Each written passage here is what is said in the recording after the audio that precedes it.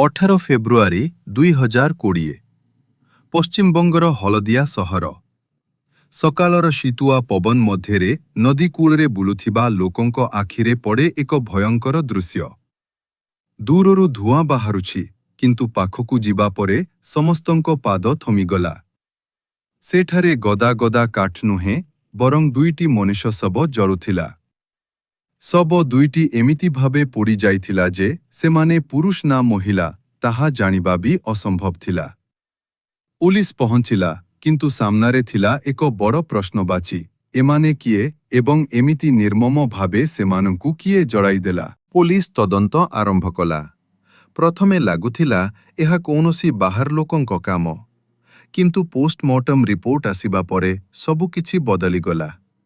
ରିପୋର୍ଟରୁ ଜଣାପଡ଼ିଲା ଯେ ସେମାନେ ଜଣେ ମା ଏବଂ ଝିଅ। ମାଙ୍କ ବୟସ ପାଖାପାଖି 40 ଏବଂ ଝିଅର ବୟସ 22 ବର୍ଷ। ସବୁଠାରୁ ଆଶ୍ଚର୍ଯ୍ୟର କଥା ଥିଲା ଯେ ଜଳାଇବା ପୂର୍ବରୁ ସେମାନଙ୍କୁ କୌଣସି ନିଶାଦ୍ରବ୍ୟ ଦେଇ ବେହୋସ କରାଯାଇଥିଲା। ପୋଲିସ ସାରା ପଶ୍ଚିମବଙ୍ଗରେ ଖବର ପଠାଇଲା। ସୋସିଆଲ ମିଡିଆରେ ପୀଡ଼ିତାଙ୍କ ପୋଷାକର ଫଟୋ ସେୟାର କଲା। ଶେଷରେ ଫଳ ମିଳିଲା। ଜଣାପଡ଼ିଲା ସେମାନେ ହେଉଛନ୍ତି କୋଲକାତାର ରମା ଦେ ଏବଂ ତାଙ୍କ ଝିଅ ରିୟା ଦେ। ରିୟା ଦେ ଜଣେ ସୁନ୍ଦରୀ ଏବଂ ସ୍ୱପ୍ନ ଦେଖୁଥିବା ଝିଅ ଥିଲେ, କିନ୍ତୁ ତାଙ୍କ ଜୀବନରେ ଏଣ୍ଟ୍ରି ହୋଇଥିଲା ସଦାମ ହୁସେନର। ସଦାମ ନିଜକୁ ଜଣେ ଅବିବାହିତ ଏବଂ ଭଲ ବ୍ୟକ୍ତି ଭାବେ ରିୟାଙ୍କ ସାମ୍ନାରେ ଉପସ୍ଥାପନ କରିଥିଲା। ଦୁହିଁଙ୍କ ମଧ୍ୟରେ ପ୍ରେମ ସମ୍ପର୍କ ଗଢ଼ି ଉଠିଲା। ରିୟାଙ୍କ ମା ରମା ମଧ୍ୟ ଏହି ସମ୍ପର୍କରେ ଖୁସି ଥିଲେ, କିନ୍ତୁ ସଦାମର ଅସଲ ମୁଖା ବେଶୀ ଦିନ ରହିଲାନି। ରିୟା ଜାଣିବାକୁ ପାଇଲେ ଯେ ସଦାମ ପୂର୍ବରୁ ବିବାହିତ ଏବଂ ସେ ତାଙ୍କୁ ଧୋକା ଦେଉଛି। ଏହିଠାରୁ ଆରମ୍ଭ ହେଲା ବିବାଦ। ରିୟା ଏବଂ ତାଙ୍କ ମା ସଦାମ ଉପରେ ବିବାହ ପାଇଁ ଚାପ ପକାଇଲେ ଏବଂ କୁହାଯାଏ ଯେ ସେମାନେ ସଦାମକୁ ବ୍ଲାକମେଲ କରିବାକୁ ମଧ୍ୟ ଚେଷ୍ଟା କରୁଥିଲେ। ପୋଲିସ ଯେତେବେଳେ ରିୟାଙ୍କ ଘରୁ ସେହି ନାଲି ରଙ୍ଗର ଡାଏରୀ ପାଇଲା, ସେଥିରେ ଲେଖାଥିବା ଗୋଟିଏ ଗୋଟିଏ ଶବ୍ଦ ସଦାମର ପାପର ପ୍ରମାଣ ଥିଲା। ରିୟା ଲେଖିଥିଲେ, ସଦାମ ମୋତେ ମାରିଦେବାକୁ ଧମକ ଦେଉଛି। ସେ ମୋତେ ଧୋକା ଦେଇଛି।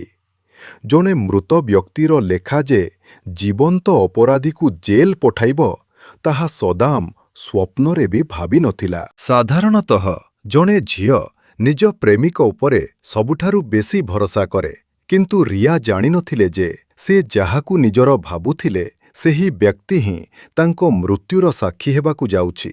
କେବଳ ରିୟା ନୁହେଁ, ତାଙ୍କ ମା ମଧ୍ୟ ଏହି ଭୟଙ୍କର ଷଡ଼ଯନ୍ତ୍ରର ଶିକାର ହୋଇଥିଲେ। କିନ୍ତୁ କାହିଁକି? କ'ଣ ଥିଲା ସେହି ଡାଏରୀର ରହସ୍ୟ ଯାହା ପୋଲିସକୁ ସ୍ତବ୍ଧ କରିଦେଲା?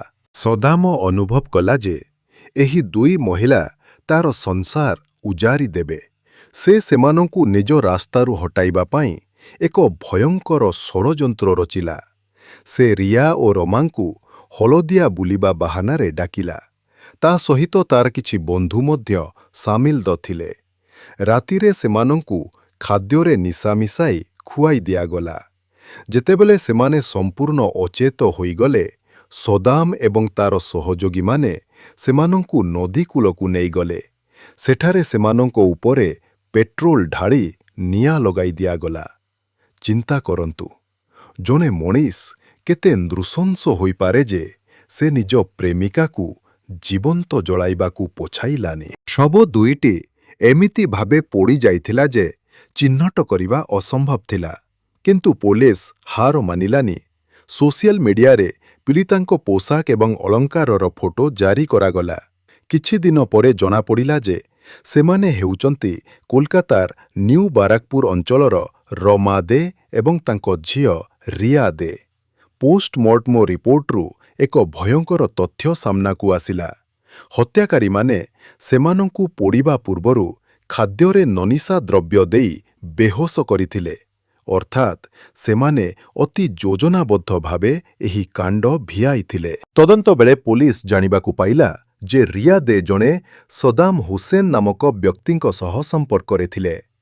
ସଦାମ ଜଣେ ଠିକାଦାର ଥିଲା ଏବଂ ସେ ରିୟାଙ୍କୁ ମିଛ କହିଥିଲା ଯେ ସେ ଅବିବାହିତ। ଧୀରେ ଧୀରେ ରିୟାଙ୍କ ମା ରମା ଦେ ମଧ୍ୟ ସଦାମକୁ ବିଶ୍ୱାସ କରିବାକୁ ଲାଗିଲେ। କିନ୍ତୁ ଦିନେ ରିୟା ଜାଣିବାକୁ ପାଇଲେ ଯେ ସଦାମ ପୂର୍ବରୁ ବିବାହିତ ଏବଂ ତାଙ୍କର ପିଲାମାନେ ମଧ୍ୟ ଅଛନ୍ତି। ଏହି ମିଛ ଧରାପଡ଼ିବା ପରେ ଆରମ୍ଭ ହେଲା ବିବାଦ। ରିୟା ସଦାମକୁ ବିବାହ କରିବା ପାଇଁ ଜିଦ୍ ଧରିଲେ ଏବଂ ତାଙ୍କ ପରିବାରକୁ ସବୁ କହିଦେବାକୁ ଧମକ ଦେଲେ। ସଦାମ ଅନୁଭବ କଲା ଯେ ତାର ଦ୍ୱିତୀୟ ରୂପ ସମାଜ ଆଗକୁ ଆସିଯିବ। ସେଥିପାଇଁ ସେ ଆଗକୁ ଆସିଯିବ। ସେଥିପାଇଁ ସେ ନିଷ୍ପତ୍ତି ନେଲା ରିୟା ଏବଂ ତାଙ୍କ ମାଙ୍କୁ ରାସ୍ତାରୁ ହଟାଇବାକୁ ପଡ଼ିବ। 17 ଫେବୃଆରୀ ରାତି ସଦାମ ସେମାନଙ୍କୁ ହଳଦିଆ ବୁଲାଇବା ବାହାନାରେ ଏକ ଭଡ଼ା ଘରକୁ ଡାକିଲା। ସେଠାରେ ସେ ନିଜ ବନ୍ଧୁମାନଙ୍କ ସହ ମିଶି ରାତି ଭୋଜିର ଆୟୋଜନ କରିଥିଲା। ଖାଦ୍ୟରେ ନିଶା ମିଶା ଯାଇଥିଲା। ଖାଇବା ପରେ ଯେତେବେଳେ ମା ଓ ଝିଅ ଅଚେତ ହୋଇଗଲେ, ସଦାମର ଅସଲ କ୍ରୂରତା ସାମ୍ନାକୁ ଆସିଲା। ସେମାନଙ୍କୁ ଏକ ଗାଡ଼ିରେ ନଦୀ କୂଳକୁ ନିଆଗଲା। ସେଠାରେ ସେମାନଙ୍କ ଶରୀରରେ ପେଟ୍ରୋଲ ଢାଳି ନିଆଁ ଲଗାଇ ଦିଆଗଲା। ସେମାନେ ଜୀବନ୍ତ ଥିଲେ କି ମୃତ,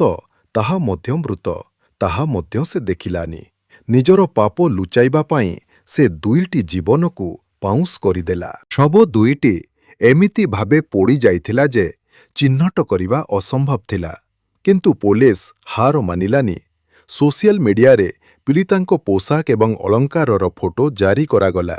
କିଛି ଦିନ ପରେ ଜଣାପଡ଼ିଲା ଯେ ସେମାନେ ହେଉଛନ୍ତି କୋଲକାତାର ନ୍ୟୁ ବାରାକପୁର ଅଞ୍ଚଳର ରମା ଦେ ଏବଂ ତାଙ୍କ ଝିଅ ରିୟା ଦେ। ପୋଷ୍ଟମର୍ଟମ ରିପୋର୍ଟରୁ ଏକ ଭୟଙ୍କର ତଥ୍ୟ ସାମ୍ନାକୁ ଆସିଲା। ହତ୍ୟାକାରୀମାନେ ସେମାନଙ୍କୁ ପୋଡ଼ିବା ପୂର୍ବରୁ ଖାଦ୍ୟରେ ନନିଶା ଦ୍ରବ୍ୟ ଦେଇ ବେହୋସ କରିଥିଲେ। ଅର୍ଥାତ୍ ସେମାନେ ଅତି ଯୋଜନାବଦ୍ଧ ଭାବେ ଏହି କାଣ୍ଡ ଭିଆଇଥିଲେ।